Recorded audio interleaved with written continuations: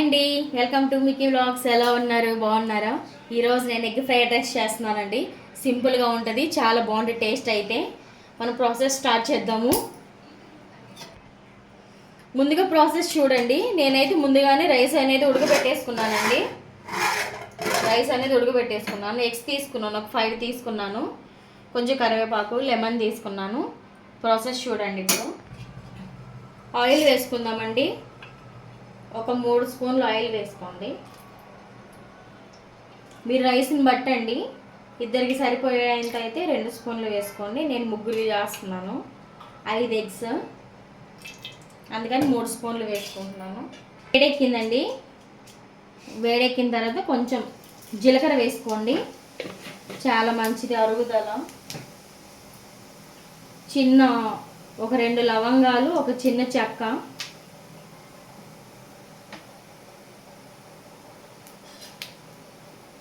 Eggs వేసుకుందామండి.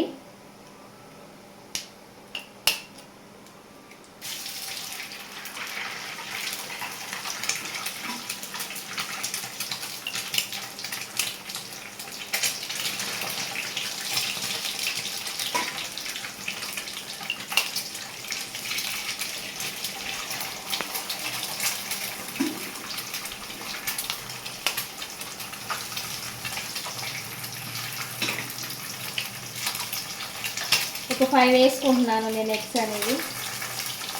Egg fried rice కాబట్టి egg అనేది ఎక్కువ ఉంటేనే బాగుంటుంది. కనపడకుండా మళ్ళీ టేస్ట్ బాగోదండి.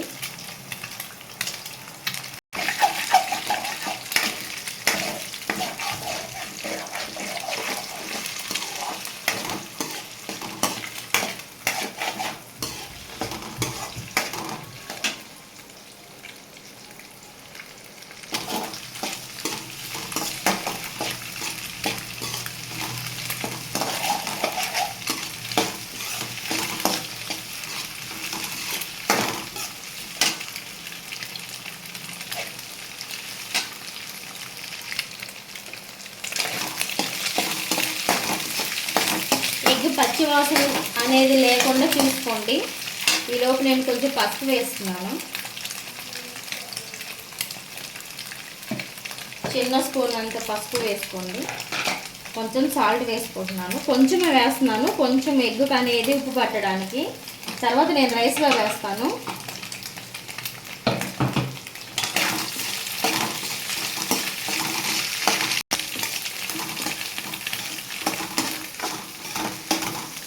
కొంచెం కరివేపాకు వేసుకుందామండి.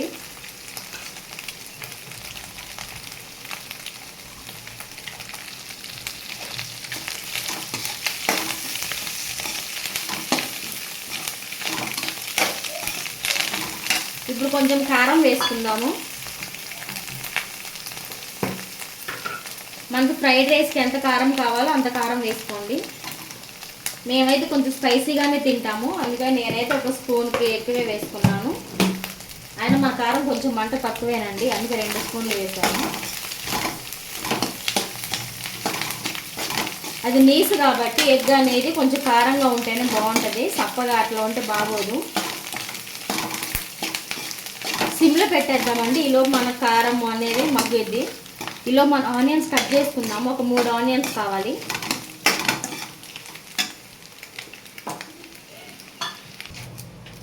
రెండు పెద్ద ఆనియన్స్ తీసుకున్నానండి. చిన్నవైతే నువ్వు 3 తీసుకోండి. నేనైతే పెద్దవి తీసుకున్నాను, ఒక 2 తీసుకున్నాను.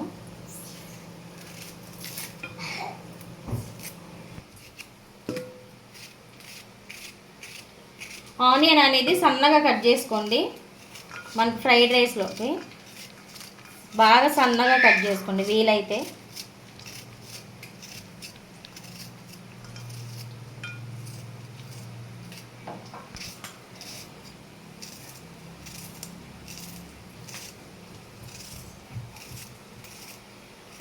ఆనియన్స్ అనేవి ఇలా సన్నగా కట్ చేసుకోండి, బాగా సన్నగా.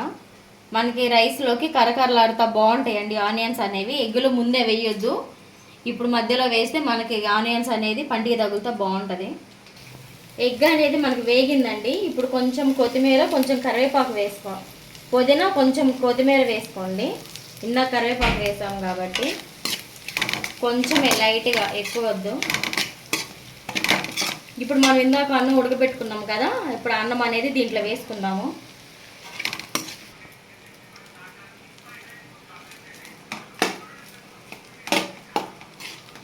అన్నం మనం ఉడికిచ్చి చల్లారిందండి, మరి వేడి వేడి అన్నం కూడా వేయద్దు.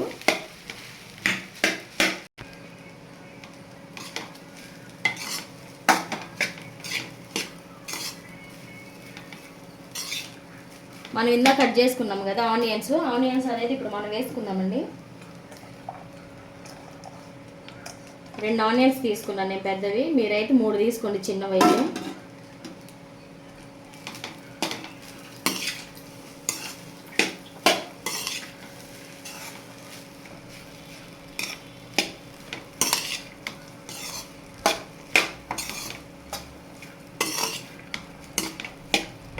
రైస్ వేసిన తర్వాత ఒక 5 నిమిషాలు అనేది సిమ్లోనే ఉంచండి, హైలో పెట్టొద్దండి. ఈ రైస్ అనేది మనకి ఎగ్ అనేది ఉప్పు కారం అన్నీ పట్టాలి. ఇప్పుడు మనం సాల్ట్ వేసుకున్నాం, ఇందాక మనం సాల్ట్ అనేది ఎగ్లో వేసుకున్నాం కదా, ఇప్పుడు రైస్కి సరిపడా సాల్ట్ వేసుకోవాలి. కొంచెం సాల్ట్ రైస్కి సరిపడా,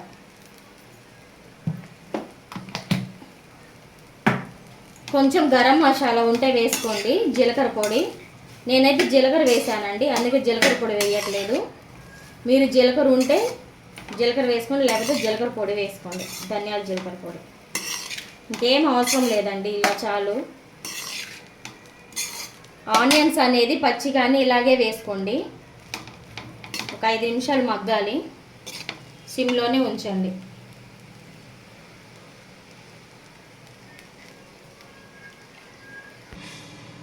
అన్నం మగ్గేలోపు మనం లెమన్ అనేది కట్ చేసుకుందామండి. ఒక లెమన్ పెద్దది అయితే ఒకటి తీసుకోండి, నావైతే చిన్నవి కానీ రసం బాగానే ఉంది. చిన్న లెమన్.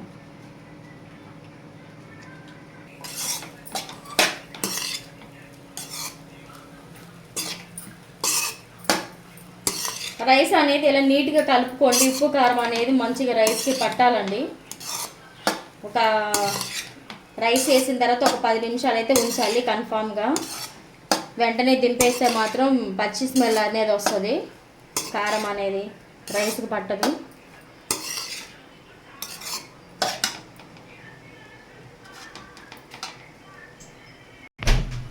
ఫ్రైడ్ రైస్ అనేది అయిపోయిందండి, ఎగ్ ఫ్రైడ్ రైస్. మన గ్యాస్ ఆఫ్ చేసుకున్నాను. గ్యాస్ అనేది ఆఫ్ చేసుకున్న తర్వాత లెమన్ పిండుకోవాలి. నేనైతే చిన్న లెమన్స్ 2 తీసుకున్నాను. విత్తనాలు అనేవి లేకుండా చేసుకోండి, మన పంటి కింద తగిలితే మాత్రం చేదు వస్తుంది.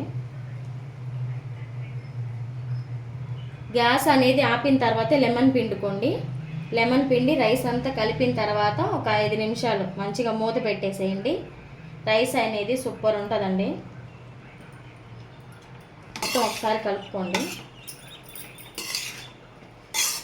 తినేటప్పుడు కంటే కూడా ఇలా లెమన్ పిండేసి ఒక 5 నిమిషాలు ఆగి తింటే బాగుంటుంది. మనం ఆనియన్స్ పచ్చి వేసుకున్నాం కదా, అందుకని టేస్ట్ అనేది డబుల్ అవుతుంది. ఒక 5 నిమిషాలు ఇలా మూత పెట్టేసుకొని తింటే మాత్రం సూపర్ ఉంటుందండి. నా వీడియో మీకు నచ్చినట్లయితే ప్లీజ్ లైక్ చేయండి, షేర్ చేయండి, సబ్స్క్రైబ్ చేయండి. మాకు సపోర్ట్ చేస్తున్నందుకు చాలా చాలా థ్యాంక్స్ అండి. Thank you.